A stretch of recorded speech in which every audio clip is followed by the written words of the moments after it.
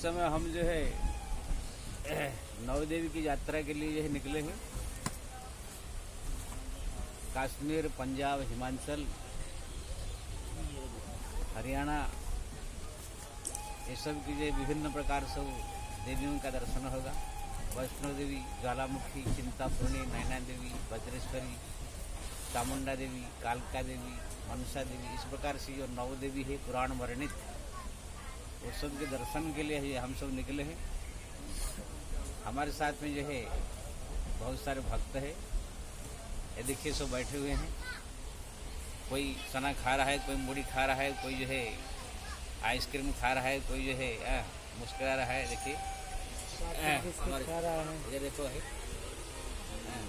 श्याम जी है, चौहान जी है, जय श्री राम, जय इधर जो है सदा भाई है, सदा भाई जी है, और सब भक्त लोग को अंदर अंदर डिब्बा में सब बैठे हुए हैं। ये देखिए गाड़ी जो है बड़ोदरा स्टेशन से निकल रही है। इस समय बड़ोदरा स्टेशन में जो है हम लोग को गाड़ी आगे बढ़ रही है। अब जो है कल जो है शाम तक 3 बजे तक पहुंचे चंडीगढ़। वहाँ से फिर हम लोग का नवदेव यात्रा शुरू होगा।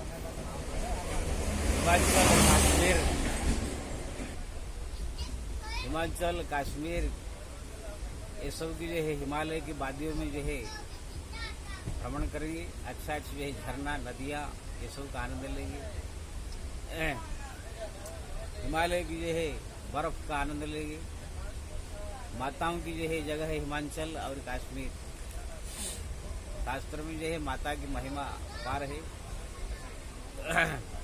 जब तक माता की कृपा नहीं होती है तब तक पिता ही प्रसन्न नहीं होते हैं। इसलिए माताओं का दर्शन करना भी बहुत आवश्यक है। माता स्वयं जो है उद्भव स्थिति संहार कारिणी, क्लेश हारिणी, समस्त संसार की जो है माया उनकी जो है हाथ में है। सारा संसार को नचाने वाली वही है। भगवान की जो है परम शक्ति है। भगवान उन्हीं शक्तियों के द्वारा ही ये संसार को संचालन करते हैं। अगर शक्ति न हो तो फिर प्रत्येक चीज है निर्जीव जैसे हो जाता है। ये संसार शक्ति के द्वारा ही संचालित हो रही है। अब भगवान जो है स्वयं जो है कुछ नहीं करते हैं, विराजमान रहते हैं, शक्तियों के द्वारा ही कार्य करते हैं। धन की देवी माता लक्ष्मी, विद्या की देवी सरस्वती, शक्ति की देवी माता दुर्गा, जितने भी सब महान महान शक्तियां हैं सब भगवान माताओं को दे दिया है। वो लोग सब संसार का पूरी तरह संचालन करती है। इसलिए जब कोई भक्ति इनकी करके, माताओं की करके, दर्शन करके, माताओं की जो है सेवा करके इनको प्रसन्न कर देता है और इनकी कृपा हो जाती है, फिर जीव जो है माया से बड़ा जल्दी मुक्त हो जाता है। जब तक माताओं की कृपा नहीं होगी जीव माया से मुक्त नहीं हो सकता है। अब माता जो होती है बड़ा कोमल होती है, कोमल हृदय होती है, दयालु होती है। उनकी थोड़ी सी उपासना करने से, थोड़ा सा भजन कीर्तन पूजा पाठ करने से जल्दी प्रसन्न हो जाती है। अब माता जो प्रसन्न हो जाती है, पिता को प्रसन्न करने की इतना आवश्यकता नहीं पड़ती। इसलिए भक्ति मार्ग में जो है हमारे चाहे संत हो, साधु हो, महात्मा हो, कोई भी हो, माताओं का उपासना भी साथ में रखा गया। सीताराम जो कृष्ण उपासक है, राधे श्याम, शिव जी के उपासक जो है वो जो है गौरी शंकर, यानी साथ में जो है माताओं को लेकर के ही कोई भी साधना करता है। इसलिए जो भी ये संसार में अपना कल्याण करना चाहता है, मृत्यु के बाद भी अपना कल्याण करना चाहता है, और सहज सरलता से अगर कोई व्यक्ति ये संसार में से माया से मुक्त होना चाहता है और मृत्यु के बाद भगवत धाम प्राप्त करना चाहता है, तो बहुत सरल उपाय है माताओं का उपासना। माताओं की भजन कीर्तन पूजा पाठ जप तप उनकी प्रार्थना अगर साथ साथ में हो तो फिर पिताओं को प्रसन्न करने के लिए ज़्यादा साधना की जरूरत नहीं पड़ती। लेकिन वो खुद जाकर पिताओं को प्रार्थना करके जो है वो प्रसन्न करा देती है। देखिए हमारे रामकृष्ण परमहंस थे, माता काली का परम उपासक थे। माता की उनके ऊपर इतनी कृपा थी कि माया से वो इतना मुक्त थे, इतने निश्चल थे कि भगवान राम का दर्शन किया, भगवान कृष्ण का भी दर्शन किया, शिव जी का भी दर्शन किया। इतने माया मुक्त थे वो कि अपने पत्नी के साथ में रहते हुए भी कभी पत्नी की नजर से नहीं देखा। पत्नी को भी माँ की जैसे मानते थे। यानी माँ की जब कृपा हो जाती है तो जीव जो है ऐसे निर्मल और स्वच्छ पवित्र हो जाता है, माया से मुक्त हो जाता है।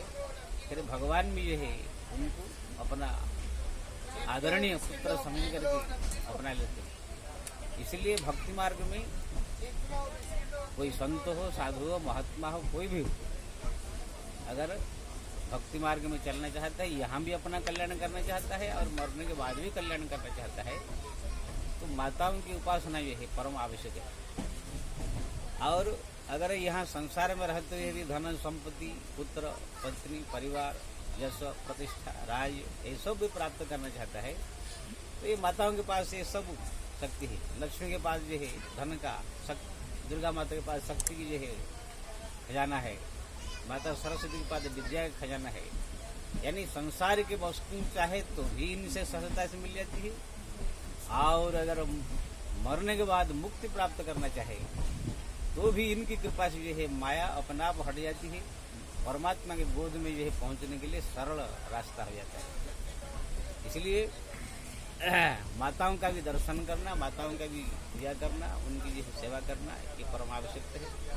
कितने लोग अज्ञानी मूर्ख होते हैं, वो सोचते हम तो राम का भक्त है, शिव का भक्त है, कृष्ण का भक्त है, देवियों का दर्शन क्या करें। अभी मैं आ रहा था बम्बई में, तो एक भक्त को बोला चलो माता जी का दर्शन करने। ना, हम तो राम भक्त है, हम जो है देवियों का दर्शन करें। तो मूर्ख को मालूम नहीं है कि बिना माताओं के पिताओं का जो है दर्शन नहीं हो सकता है। कोई व्यक्ति किसी से प्रेम करे, कोई दोस्त हो उससे प्रेम करे, लेकिन उनके पत्नी से नफरत रखे, तो वो कहाँ से प्रसन्न होगा? नहीं हो सकता। अगर कोई आदमी को प्रसन्न करना चाहते हैं तो उनकी पत्नी से भी श्रद्धा भाव रखना होगा, परिवार के समस्त व्यक्ति से श्रद्धा रखना होगा। इसलिए हमारे शास्त्र में जो है सीताराम, राधे श्याम, गौरी शंकर ये सब रखा गया है। इसलिए प्रत्येक व्यक्ति को माता का उपासना करना, माता का दर्शन करना भी परमावश्यक है। तो ये सब बड़े भाग्य से मिलता है। एक दिन मर जाना है, दुर्लभ मानव शरीर में मिला हुआ है, वही घर संसार परिवार नाती पोता परिवार ये देखते देखते देखते बुढ़ा के मर जाते हैं। लेकिन ये सब सुयोग प्राप्त नहीं होता है, भगवान का दर्शन, भगवत धाम दर्शन, देवियों का दर्शन। इसलिए हम सब बड़े भागी हैं जो कि हम सब जा रहे हैं माता जी का दर्शन करने के लिए। आप सब भी समय निकाल कर दिए है, धाम कीजिए, तीर्थ कीजिए, माताओं का दर्शन कीजिए, भगवान का दर्शन कीजिए, संसार का भी देखिए और इधर का भी ये देखिए। दोनों यहाँ पर भी परम सुख संपन्न होकर जीवन जिएंगे और मृत्यु के बाद भी कल्याण होगा। इसलिए सबसे नम्र निवेदन है कि यहाँ संसार में रहते हुए भगवान का भजन, भक्ति, पूजा पाठ कीजिए, माता का भी आराधना कीजिए और अपना घर परिवार संसार को देखिए। तो देखेंगे यहाँ पर भी सुखी संपन्न रहेंगे और मृत्यु के बाद भी आप लोगों का कल्याण होगा। जय श्री राम।